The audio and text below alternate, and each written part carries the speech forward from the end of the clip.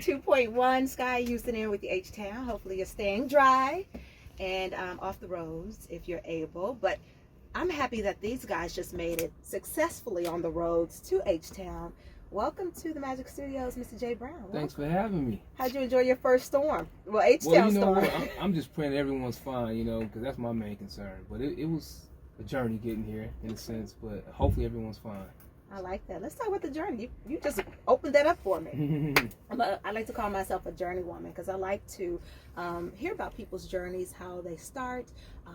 Because a lot of people think when they first see an artist, you're going to come in as a new artist to everybody. Yeah. But I tell people all the time, what you see now, I'm not a new artist. Most people have been grinding and trying to get their projects and their babies to the masses. So how long have you been in the music? Glad you asked that.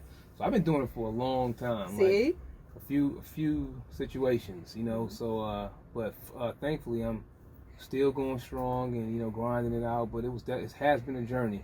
So when did you first start singing professionally, like as your own artist, saying I'm going to do this thing? I've been inspired by all the greats. Now let me pause. I heard a sample in the new song. We're going to talk about the new song. Smart woman. I've heard a sample in there that we're going to talk about because you got a young baby face. Oh yeah. But you got to know a thing about some music to For have sure. the sample that you have.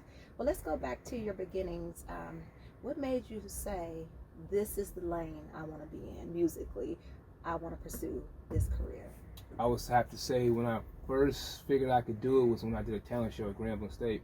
Okay. And then like all the women went crazy. And I said, because I was like in the past I was in groups. Uh-huh. And I never really thought about going solo, But after that talent show, I said, I can do this. See, and that was like that moment. I just heard something in that. It seems like most of the male artists that I come across say it was the ladies that was the definitive thing in taking this route. So, ladies, y'all got a lot of power, a lot of influence. Yes, you do. Okay. Women are stronger than a lot of people realize. So, who do you say you write your music for? people in general, personal experiences, other people's experiences, but just try to be as relatable as possible, but primarily women. Yeah, I was about to say, you better throw that in there. Yeah, primarily women. We are the ones who hold the purse. We buy those albums. You better believe it. So most people really got to know you through Sunrise Sunset. Tell us a little bit about that project. Well, Sunrise Sunset was just a song that my team and I came up with, which made it top 10 on the Billboard, which is a huge blessing. But, we wanted to focus on love primarily, because a lot of young folks aren't talking about that. And so I figured, hey, if we kind of talked about it, maybe that would convince other young people to treat their ladies right and, ultimately incorporate love in their relationships. So that's where it came from. So paint the picture of what is your perspective of love. What's your current stance on love and wanting people, what are you wanting people to get about love or recognize about love? I want people to understand that love is serious. It's not, you shouldn't toy with people's hearts. When you find someone special to you, so to speak, you want to hold on to that person. Because a lot of people, it's rare to find genuine people out here. So for myself personally, I've given my heart to a few women and then, kind of went the wrong way. You want to take it back?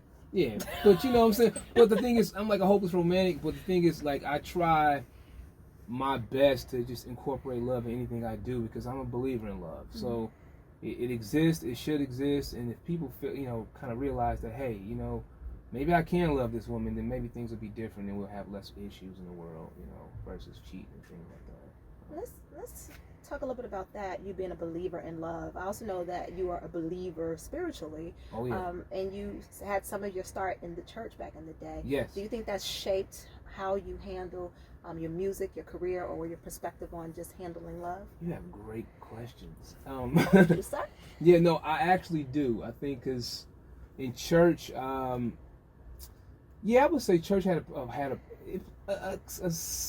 just your belief, not church as the institution itself, but just your foundation is your foundation, and what we present to the world ultimately is internally who we are, what our base and what how we're built. Yeah. So in that perspective, like love is like the cornerstone of everything.